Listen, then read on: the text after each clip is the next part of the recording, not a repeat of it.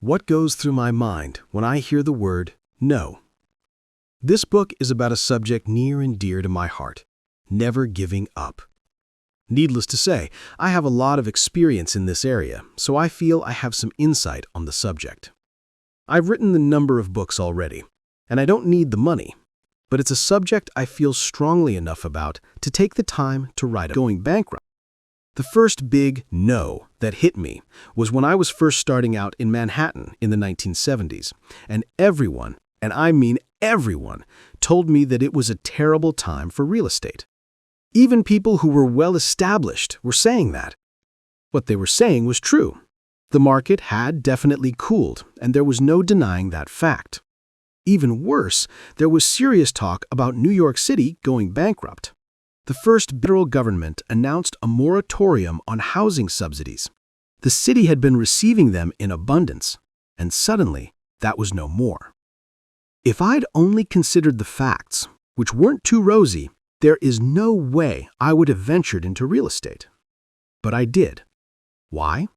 Because when I hear the word no, it becomes a challenge to me. I believe the so-called impossible is actually very often possible, if you're willing to work very hard and if you realize that problems can become opportunities. New York City was having problems, but maybe I could do something about those problems.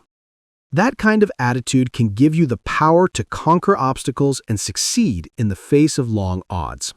I want this book to help you do just that. As I went along, I realized that every project came with its own set of major challenges, and I began to learn to expect them. That was okay, because I was prepared.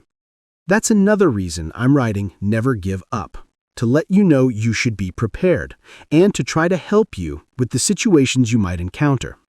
Our experiences will not be the same, but I've learned a great deal from reading about other people and history, and by applying what I've learned to my own circumstances. My hope is that you will do the same.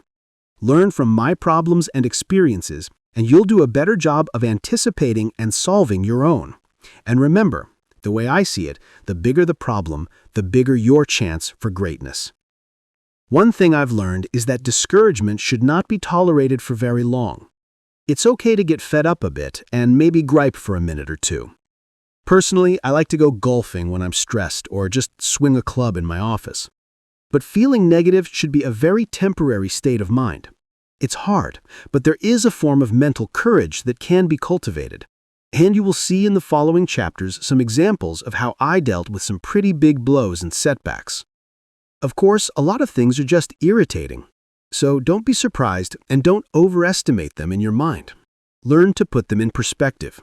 You'll see in this book how I learned to do that. Having confidence in yourself is key to being resilient and staring adversity in the face. This book is dedicated to giving you that foundation of confidence and the ability and desire to never give up. See you in the winner's circle. Donald J. Trump.